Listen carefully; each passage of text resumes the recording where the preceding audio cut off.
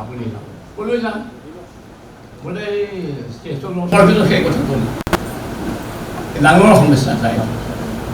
কিন্তু এনেকুৱাবিলাক যদি পৰিৱেশন হয় বৰক্ষেত্ৰৰ প্ৰতি মানুহৰ আকৰ্ষণটো বাঢ়িব আচল কথা হৈছে সেইটোৱে আৰু এটা কথা আছে কি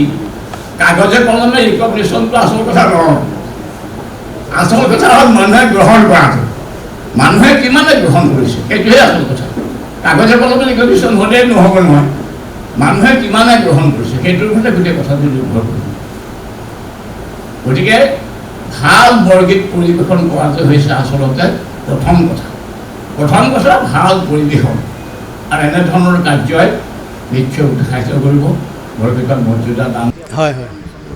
দুটা আজি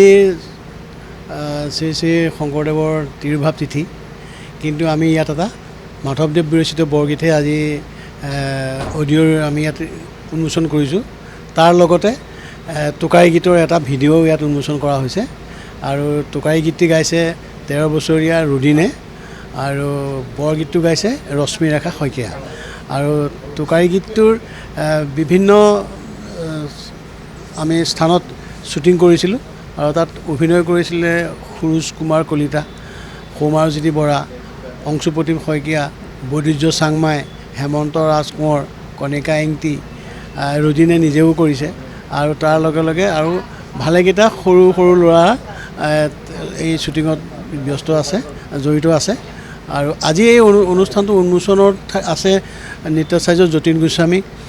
মঞ্জু বৰা বাইদেউ মানে চিনেমা পৰিচালক প্ৰাঞ্জল শইকীয়া স্বপ্নলীল বৰুৱা নুৰুদ্দিন আহমেদ চেতনা দাস বাইদেউ ৰঞ্জুমণি শইকীয়াকে আৰম্ভ কৰি ভালেখিনি ইয়াত শিল্পী আছে তৰালি শৰ্মা আছে আৰু আমাৰ আটাইতকৈ ভাল লগা যে আমি যি দুইটা গীত ইয়াত উন্মোচন কৰিছোঁ সেই দুইটা গীতৰ ৰেকৰ্ডিং হৈছিলে ষ্টুডিঅ' ড্ৰিমছত আৰু সেই ষ্টুডিঅ' ড্ৰিমছৰ আজি যি দুজন মানে ছাউণ্ড ৰেকৰ্ডিষ্ট এজনে কমপ্লিট মিক্সিং মাষ্টাৰ কৰে সেই হ'ল জিন্তু বৰদলৈ আৰু যিজনে ৰেকৰ্ডিং কৰিছিলে ৰূপজ্যোতি শৰ্মা দুয়োজন আমাৰ ইয়াত আছে আপোনালোকে এই অনুষ্ঠানটো এনেকৈ আহি আমাক সহায় কৰাৰ কাৰণে প্ৰচাৰ কৰাৰ কাৰণে আমি কৃতজ্ঞতা আৰু ধন্যবাদ জনাইছোঁ আজি ফ'ক বিটছৰ প্ৰযোজনাত দুটা খুব সুন্দৰ মানে এটা গীত আৰু এটা ভিডিঅ' টোকাৰী গীতৰ ভিডিঅ' আৰু এটা বৰগীত অডিঅ' দেখা পালোঁ ইমান সুন্দৰ প্ৰযোজনা হৈছে যে তাতে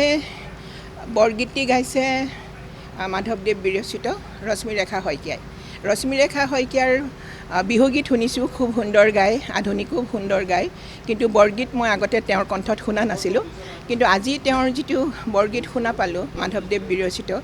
ইমান যিটো মানে সুৰে কথাই গায়কী সকলো যিটো ভক্তিমূলক গীতৰ যিটো ভক্তিৰ এটা পৰিৱেশ সৃষ্টি কৰিব লাগে মই ভাবোঁ সেই গীতটোত সম্পূৰ্ণ সেয়া প্ৰতিফলিত হৈছে খুব সুন্দৰ কণ্ঠ ৰশ্মিৰেখাৰ গীতটি খুব সুন্দৰকৈ মিউজিক এৰেঞ্জমেণ্টটো হৈছে প্ৰবীণ শইকীয়াই কৰিছে আৰু গোটেই মানে গীতটোৱে প্ৰথমৰ পৰা শেষলৈকে ক'তো মানে বিজুতি নঘটাকৈ ৰশ্মিৰেখাই খুব সুন্দৰকৈ পৰিৱেশন কৰিছে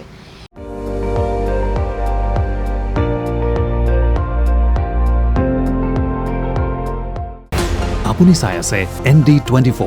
সৰ্বশ্ৰেষ্ঠ নহয় সৰ্বোত্তমৰ দৌৰ